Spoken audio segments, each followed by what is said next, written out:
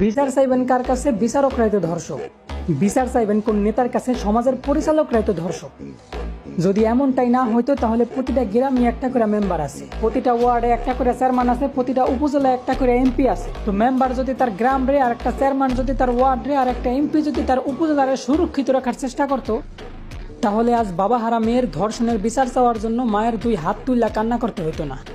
অথচ ওই নেতাগুলার মেয়েরা সুরক্ষিতা, আর গ্রামের কোনায় পড়ে থাকা অবহেলিত নারী, বাসের মধ্যে অসহায় নারী, স্টুডিওর মধ্যে অসহায় বাচ্চা, আর ঘরের কোনার মধ্যে অসহায় হাফেজা নারী দিনের পর দিন হইয়া যেতেছে ধর্ষিতা।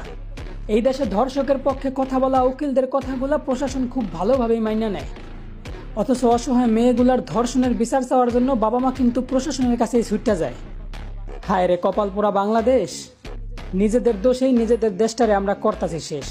তাই বলি, ধর্ষকের বিচার চাওয়ার জন্য এখন আর প্রশাসনের কাছে না, নিজের ঘরের মধ্যে যান, একটা লম্বা ধারালো তলোয়ার নিয়ে দরজার সামনে বৈশা যান।